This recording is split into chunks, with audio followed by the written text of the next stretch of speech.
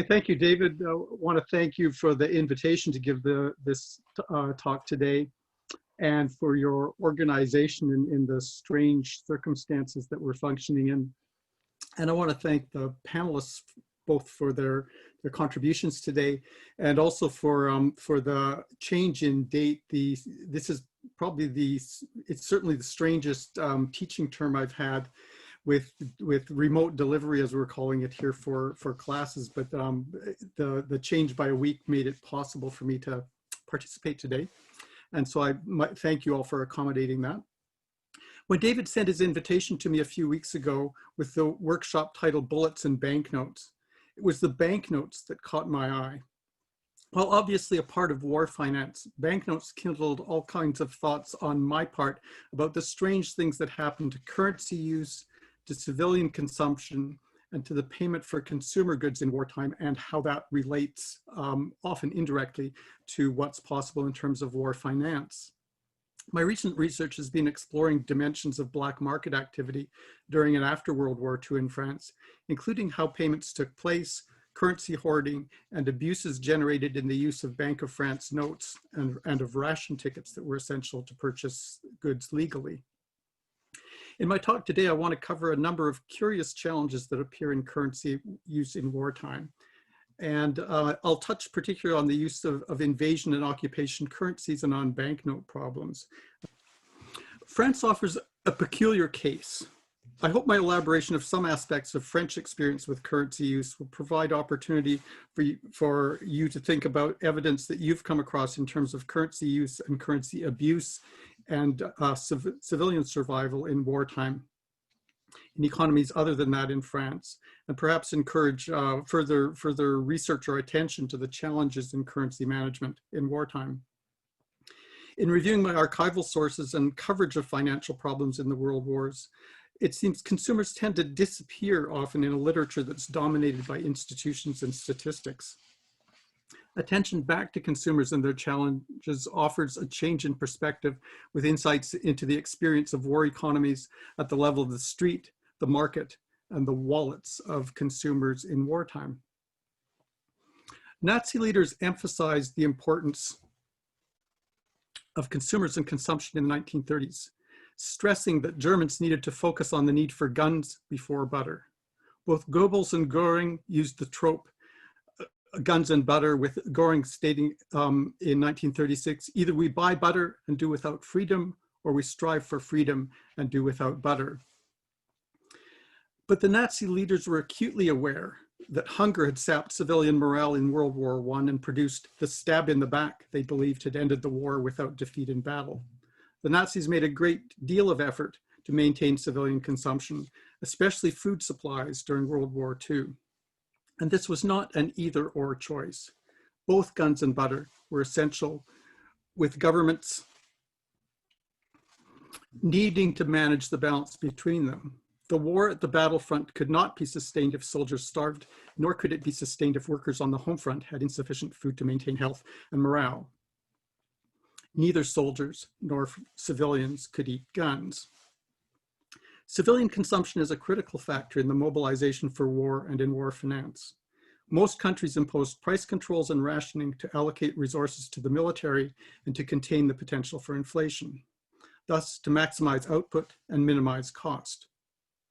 In unoccupied countries, national governments allocated resources and encouraged patriotic sacrifice, especially support for the rationing of food as a way to win the war. In war economies operating at full employment, producing more goods and paying out more in wages, the reduced civilian consumption would increase output of war materiel and facilitate war finance. Consumers would spend less and invest their greater savings in war bonds. Thus, the issue I will explore today is given the need to manage civilian consumption, shortages, and state efforts to contain inflation, how do consumers pay for goods they need? And how does their consumption impact the demand for and use of currency, both coin and banknotes? The first thing I want to look at is that based on my observations of French currency experience in both world wars, there are a number of challenges for consumers' demand and use for currency. At the level of businesses, this is often a problem of access to credit, but for ordinary consumers, it's a matter of the supply of low denomination notes and coins. In 1914, anticipating the increased demand for low denomination currency, the Bank of France printed 5 and 20 franc notes to distribute them in the event of war, and their reserves quickly proved insufficient, and they added a 10 franc note in 1916. And they also allowed the issue of municipal bonds for use as daily currency. And a remarkable range of small denomination tickets, notes, and tokens were employed by municipalities and by businesses. Private firms issued tickets and tokens for use by their employees, and these were honored outside the firm because local businesses in selling to the workers needed some form of currency, and there was insufficient low denomination currency. More than 100 chambers of commerce in France issued various forms of low denomination currency, more than 1,200 different forms by the end of the war. And by 1919, they had issued a total of 668 million francs in the regions under French control. And the shortages of currency continued into the early 1920s. Currency improvisations were even greater in the regions of German occupation. German material and monetary exactions, including fines they imposed on municipalities and requisitions of gold and banknotes, and their demand for local goods required more currency. The Bank of France and commercial banks had evacuated a large part of their currency reserves from the regions threatened by German advance in August of 1914. So town and commune authorities issued bonds for use as currency, as did industries that needed to pay their workers. And these monnaies de nécessité were honored by local shopkeepers. Similar problems recurred in some regions in France in World War II, but they were either less severe or they received less attention because they were overshadowed by greater challenges. The shortages in World War I had been aggravated by the hoarding of coins at the start of the war and by the absence of a monetary authority to provide currency in the occupied regions. In World War II, the Bank of France remained at least nominally in charge of national monetary policy. Notable changes in World War II for everyday use of currency included that there were new shortages of low denomination notes and of coins. And there was also some hoarding of coins, and particularly because the metal content was something that could be used for war purposes. Coins containing copper and bronze disappeared and were replaced with aluminum coins.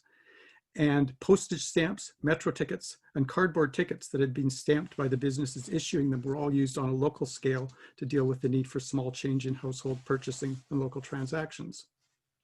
Perhaps most notably, with rising prices, the lowest denomination coins became virtually worthless. And so the 1 centime and 5 centime coins were demonetized in effective January 1st, 1941. A second challenge was the introduction of new currencies for invasion and occupation purposes. The German army, following concerns for potential domestic inflation through issuing marks as an invasion currency in Poland in September of 1939, was authorized to print an invasion currency and require its acceptance for military purchasing in newly invaded and occupied countries. These new currencies, this new currency, the new notes, Reichskreditskassenscheine, or RKK, were a convenient and a virtually cost-free pretense of creating a purchasing power that could be used rather than theft of goods or requisitioning of goods without payment in countries that had been invaded. The intention was to provide troops with all the currency they needed. The RKK were printed in trucks that followed behind the troops. And one American in Belgium observed in 1940, they were, quote, backed by nothing whatever, unquote, and printed with no control on their quantity. They were not legal tender in Germany, so did not add to domestic currency and circulation there.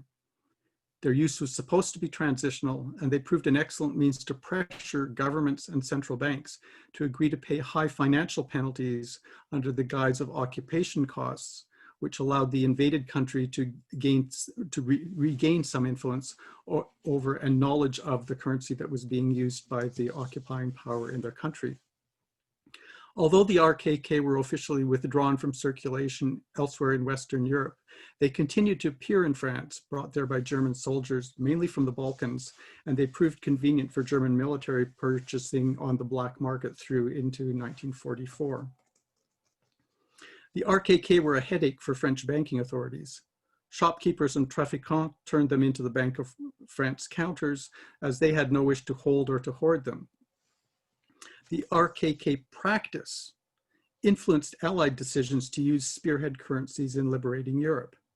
In their invasion of North Africa in November 1942, the Allied forces used yellow seal dollars as spearhead currency. And just catch up here in terms of appearances, the RKK.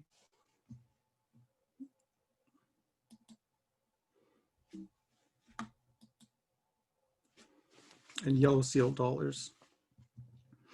In planning the invasion, they did not know how much resistance they would encounter and whether franc currency notes would be available either in France or in the invasion of North Africa in November 1942.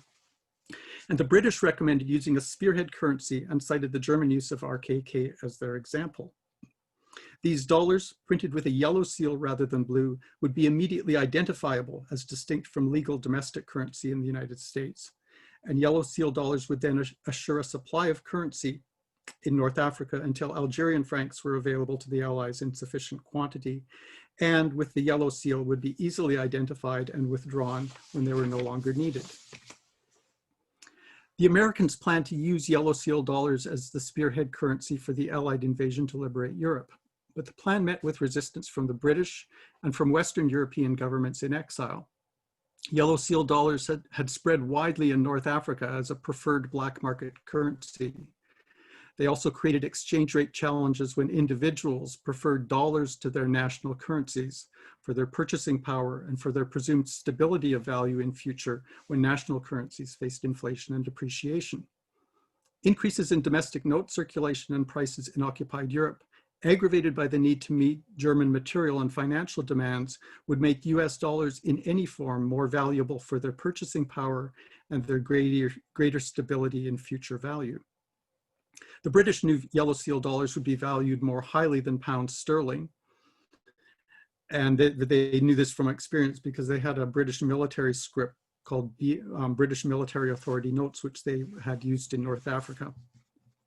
And the exchange rate with the yellow seal dollars, the popular preference was clearly to hold yellow seal dollars. European governments in exile saw yellow seal dollars as a threat to their monetary sovereignty. They wanted invasion troops to use their domestic currency, which would give them a presence in the invasion as the issuing authority for the currency, and would also, they hoped, give them a voice in determining their own currency's exchange rate against the US dollar and sterling. In addition, there was the financial question of who would eventually redeem the currency that had been issued. The US Army issued yellow seal dollars with advice from the Treasury, but outside of congressional oversight for currency issue and war expenditure. A failure to redeem these US dollars, they believed, would put them, quote, in exactly the position of the Germans and Japs who exploited defeated nations and bled them by means of special currency issued for that purpose. The US government would remain responsible as the issuing authority, and it wanted liberated countries to pay at least a share of the costs on the ground, not for direct military costs of invasion, but for the effort needed to restore civil administration in liberated areas. Currency issued by national governments would then share the financial costs of liberation.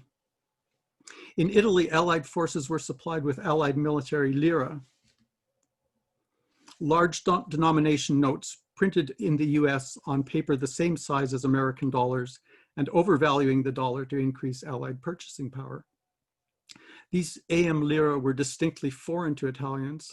They had FDR's 4 freedoms printed on their reverse side in English and were easily altered or counterfeited. And there was lots of counterfeiting, especially because some of the bills had a numerical number, but no written denomination on them. So people simply added zeros to multiply their face value. Unlike the German RKK, their ultimate value did not depend on the victors, the Allies, as the notes were denominated in lira. So consumers spent them quickly, and the AM lira then contributed significantly to the inflation that was taking place in Italy during the long process of liberation from 1943 to 1945. It was not an example to be followed elsewhere. The US made deals with governments in exile for the printing and issue of their national currencies for use by Allied troops in, as US authorities put it, quote, friendly countries other than France, unquote. For France, however, Allied military notes like those used in Italy were planned, following the format of the dollar-sized Italian notes and described in initial US documents as a currency for the invasion and occupation stages of the liberation of France. French representatives in Washington, most notably Jean Monnet, tried to negotiate the issue of franc notes under the authority of the French National Liberation Committee, the CFLN, as a government in exile. But American authorities, following Roosevelt's insistence that there was no government representing the French and wishing to give no public support to de Gaulle, planned the design for the AM francs with French representatives, but refused to budge on the invasion currency's issuing authority. Allied troops landed in Normandy in June 1944 with AM francs issued under General Eisenhower's authority as the supreme commander of the Allied Expeditionary Force. And these notes then bore the inscription "Émis en France" with no issuing authority. De Gaulle was incensed. He canceled and then restored only a fraction of the French military advisors assigned to work with Allied troops in organizing civil affairs and refused to give a joint declaration in support of the Allied invasion. He repeatedly referred to these AM francs as a counterfeit currency. Challenged on their use by American forces, Roosevelt stated in mid-June of 1944 that there was, quote, no recognized French authority in a position to issue currency in France, unquote. And this statement made with, at the same time, Washington, in fact, printing similar francs for the CFL, for the provisional government now, with the printing and the shipping costs to be paid by the French provisional government. As Allied troops established beachheads in Normandy, German authorities in Paris tried to get French printers to make imitations based on newspaper photographs, hoping to add to the confusion about the note's legitimacy. And just to catch up briefly in slides, the lower denomination were in half-size notes that, that Churchill compared to cigar coupons.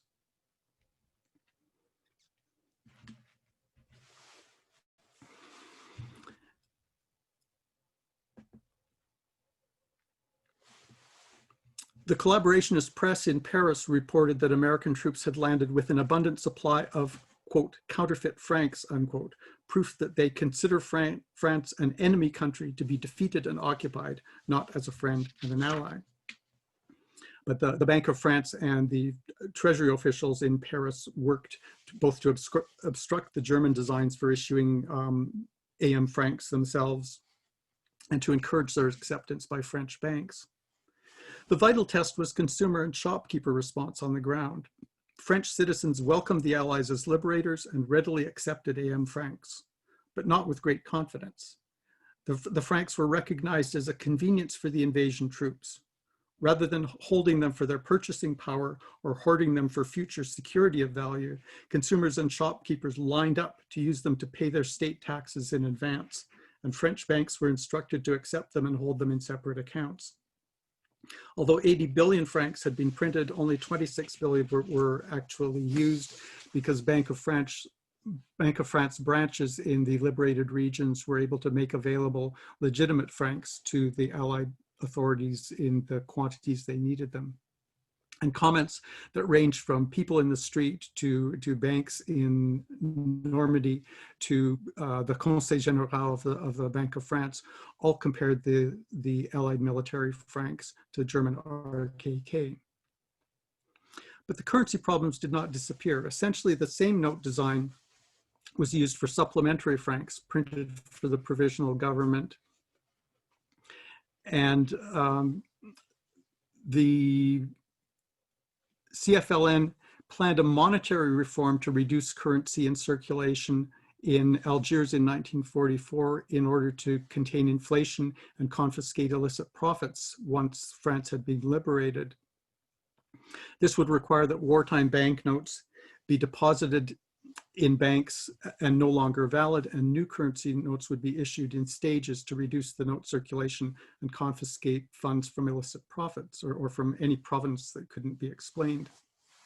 Hoarded currency would cease to be legal tender. But a rapid currency exchange, as was done in Belgium in October 1944, proved impossible. There was opposition to the plan in de Gaulle's cabinet in October and November of 1944, and there was resistance from French institutions. Neither the Treasury nor the Bank of France liked the idea. And really critically, there was also technical difficulty in obtaining sufficient new currency that would allow this exchange to take place, because the printing possibilities in France at this point were extremely limited by lack of materials, lack of workers, and lack of power. Despite FDR's refusal to recognize de Gaulle's provisional government, the US was printing new supplementary banknotes for use in replacing the French currency. And these new supplementary francs proved easy to counterfeit. The Bank of France notified staff in November and December of 1944 on how to identify counterfeit notes ranging in value from 5 to 5,000 francs. By far the most common counterfeits were 500 franc notes, which would have been in frequent use by consumers given the wartime rise in prices. In early 1945, the bank tested the counterfeitability of the supplementary francs and found that the quality of paper and the ink colors were easily made and would be difficult to identify. They also noted that the requisite materials and skills were available in France for the counterfeit notes, because the occupation had fostered, quote, an industry of false documents with specialists who were involved in forging stamps, ration documents, passports, and identity cards. And the bank was particularly concerned that an increase in counterfeiting would result in a food supply crisis, because farmers who had been accepting francs in direct payment for food from outside of the official purchasing system might actually stop selling in exchange for francs, fearing that they would be paid in counterfeit bills. A new currency was the best solution, unavailable because of the lack of supplies and printing capacity. And so the bank advised its branches to accept counterfeit bills without questioning their origin or publicizing their volumes. Merchants who had accepted them in good faith should not be penalized. And except in cases of obviously defective bills and fraudulent intent, the bank accepted the counterfeits and destroyed them and was reimbursed for them by the Treasury with no publicity, because they feared it would encourage a greater amount of counterfeiting. The French currency exchange finally took place in June of 1945, but it involved no attempt to confiscate illicit profits from collaboration or the black market, and it reduced the value of notes in circulation only temporarily. And there were about 36 billion francs that were not brought in for exchange. Where exactly they remained, we don't know, but this did indicate that there was a significant number of francs that were being hoarded and were not turned in as part of the exchange. A third problem is the use of currency for black market purposes. Black market activity impacted currency use and state revenue. In France, the spread of black market activity reduced official supplies, increased prices, and deprived the state of tax revenue as a rising share of transactions moved off the books to take advantage of higher prices and paying no tax in illicit markets. After liberation, the process for punishing economic collaboration and black market activity by confiscating illicit profits was run as a fiscal measure to restore lost revenue.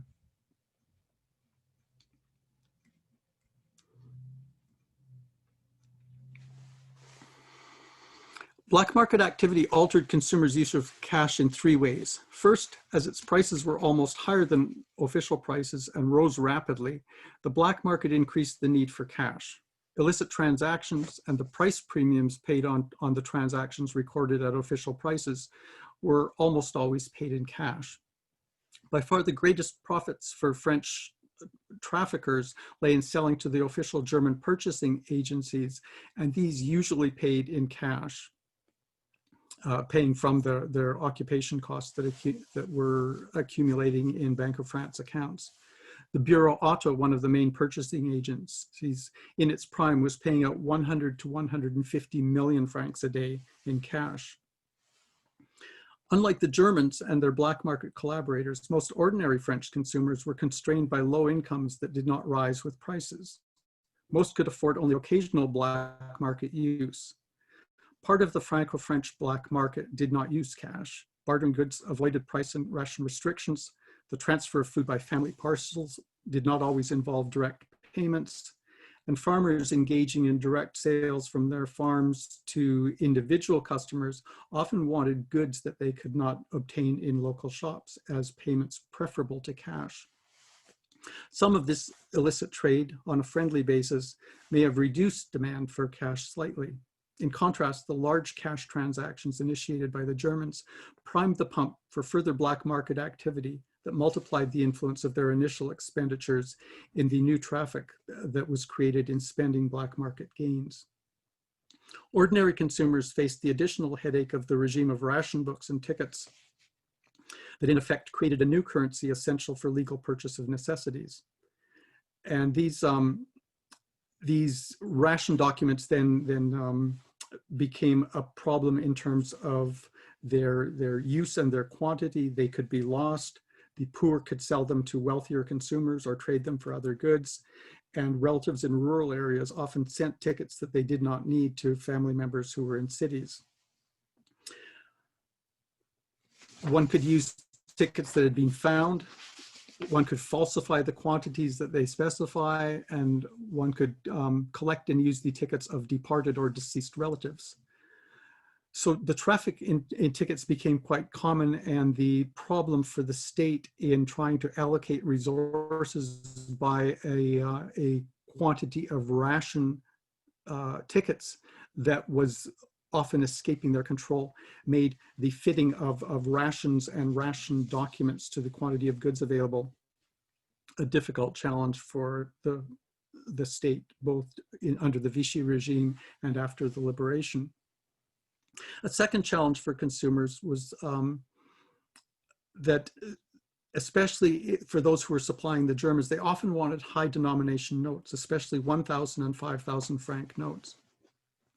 And the Bank of France annual reports show that the new issues of notes at this level increased roughly fivefold during the occupation.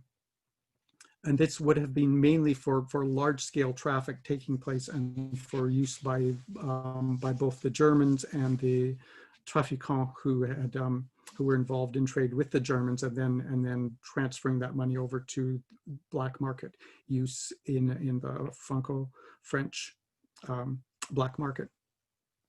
Thirdly, there was a major unresolved question as to where black market profits actually went. Some exceptional trafiquants were able to invest on a large scale in real estate, and profiteering farmers were presumed to have bought more land when they could and to have hoarded banknotes. But the increase in attacks on farmers in 1944, which both immediately before and after the period of liberation, was a signal that there was a widespread belief that the farmers were growing rich on black market profits. And their attackers often stole cash from them, which could number in the hundreds of thousands of francs, or in some cases of resistance action against farmers being punished for black market activity, the hoarded notes were burned.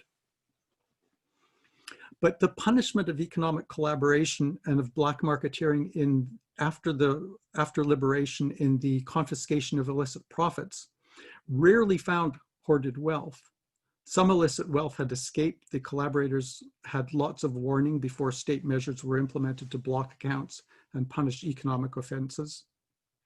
The confiscations and fines for illicit profits often proved unpayable, with the firms that were still in operation having their penalties scaled over time to repay them from their current revenue.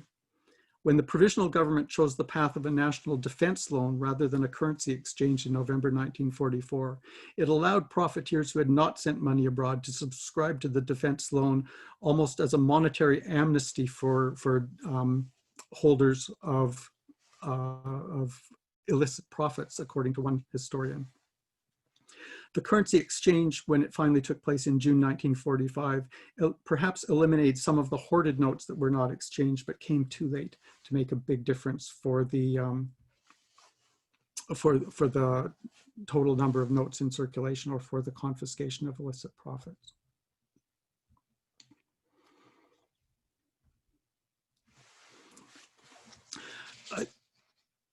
In conclusion, consumer demand and consumer savings are major factors in managing a war economy and in financing its mobilization, but France offers a rather odd case for studying this interaction. From June 1940 to June 1944, France was not at war, but it was not really at peace. And the mobilization that was taking place was intended to serve enemy interests. The economy under occupation was perhaps as much immobilized as mobilized, with interruption of its international trade connections and what can only be termed deliberate disruption in its national integration as an economy. The Germans fractured France territorially and took command of most of its transport resources in terms of vehicles and fuel especially. So the French administration during this period was struggling to finance expenditure that was dictated in large part by German financial exigencies and was designed to bleed the French economy of resources.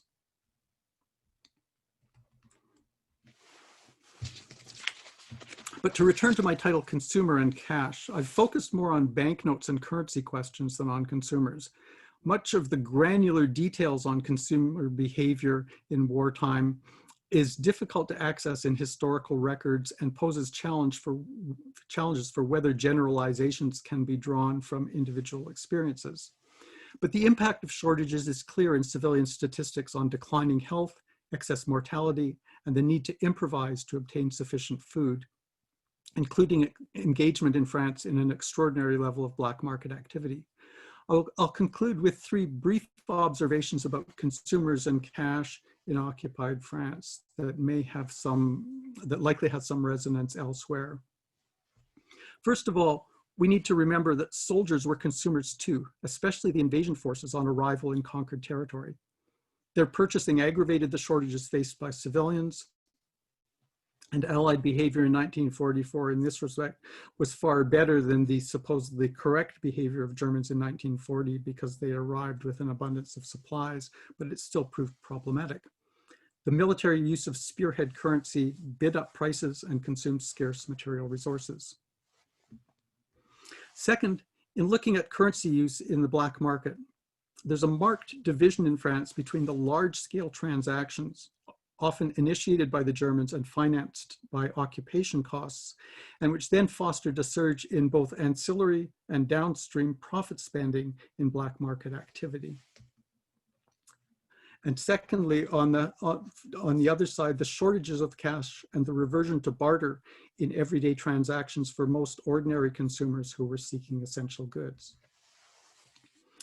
Lastly, the repercussions for state finance had great consequences in the diversion of so much commerce to black markets. This resulted in lost revenue. It increased costs in terms of the state's enforcement efforts. It increased currency hoarding with a potential for future inflation.